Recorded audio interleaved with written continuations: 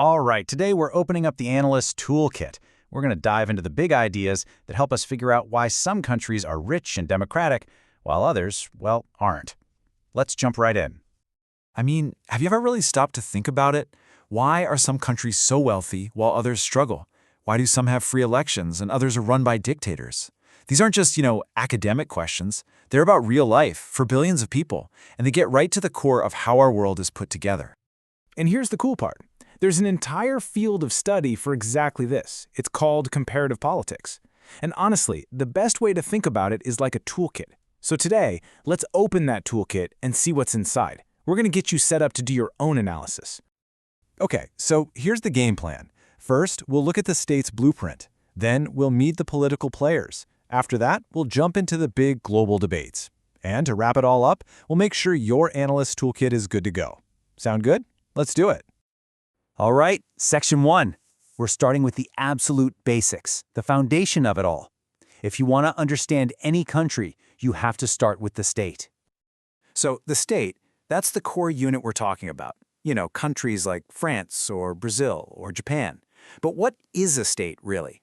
Is it just a neutral referee making sure everyone plays by the rules? Or is it something else? Maybe a tool used by a specific class to hold on to power? Political scientists have a huge debate about this, and it's a really big deal for figuring out where power actually comes from. So, okay, if the state is the playing field, then every game needs a rulebook, right? Well, that's the Constitution. It's the official guide, the blueprint that lays out exactly how power is supposed to be used. But you know what? Constitution is just words on paper if you don't have something called constitutionalism to back it up. What's that? It's the idea that the rules, the rule of law, apply to everyone, even the people in charge. It means you need judges who are independent and can't be pushed around. And it even covers what happens in an emergency, which, let's be honest, is often when those rules get bent or broken. So, we have the rule book, but the kind of game being played? Oh, that can be completely different depending on where you are. And that brings us to the next big idea, political regimes. And this is where things get really interesting.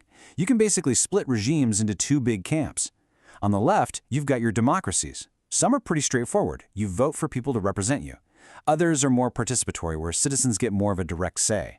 But then look at the other side, the non-democratic regimes. This isn't just one thing. You've got everything from military dictatorships to totalitarianism, where the state wants to control everything. It just goes to show you, democracy and authoritarianism are really just the tip of the iceberg. Okay, so we've got the blueprint down, the state, the rules. Now let's bring in the people. Who are the actual players in this game? But before we talk about the obvious players, we got to talk about the power behind the scenes. You often hear analysts talk about a ruling class or power elites. What they mean are these small, super influential groups that can really shape what happens in a country. If you want to know why things are the way they are, you have to understand who these people are. So who else is out there on the field? Well, you've got your political parties, of course. You've got powerful interest groups, lobbying for their slice of the pie. You've got massive social movements demanding change. And then you have NGOs and all kinds of grassroots campaigns. It's a really crowded and complex field with everyone trying to get their way. And sometimes, when the pressure just builds and builds and the people in charge won't listen, you get the most extreme political event of all, a revolution. We're talking a complete, fundamental, and often violent reset of the entire system. The whole game gets flipped on its head. All right, so we've got our state blueprint, we know who the players are, now we can finally put our tools to work on some of the biggest debates out there, and a huge one is development. So for a long time, the dominant idea was something called modernization theory. It basically tells a pretty straightforward story. It says that for a country to become a democracy, it first has to get richer. You build factories, people move to cities, you get more educated, and boom, a middle class appears that then demands democracy. It's seen as a kind of natural progression. But then another theory came along and said, hold on a second. This is dependency theory. And it basically argues the whole global system is rigged. It says that because of history, especially colonialism, the rich core countries actually benefit by keeping the poorer peripheral countries, poor and dependent. It's a completely different way of looking at the problem. So you see the clash here, right? You've got two totally different explanations for the same thing.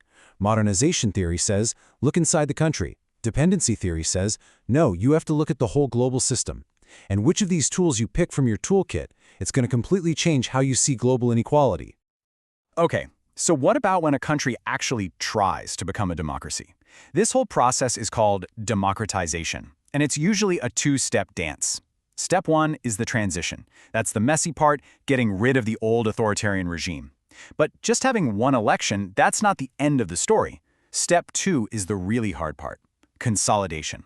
That's where you make sure democracy actually sticks, that the institutions are strong, and that it's not all going to fall apart. Wow. Okay, we have covered a lot of ground here, from the state itself to social movements, all the way to these huge global theories. So, what's the big takeaway? Let's pack up our toolkit for the road. Here's the most important thing. You now have a toolkit. That's it. All these concepts we've talked about, the state, regimes, modernization theory, these are the tools you can now use to start making sense of what's happening in the world, wherever you look. And that's the real secret here. This toolkit isn't about giving you easy answers. Not at all. It's about empowering you to ask better questions. Like, is this political crisis really about a weak constitution? Is that country's democracy actually consolidated, or is it fragile? Who are the real players pushing for this change? That is what analysis is all about. So I'll leave you with one last big question to try out your new toolkit on. We've spent all this time talking about the nation-state as the center of everything. But think about our world today. Giant global companies, the internet connecting everyone, international groups. Is the state actually losing its power? Is the real center of power shifting somewhere else entirely? Now that's something to think about.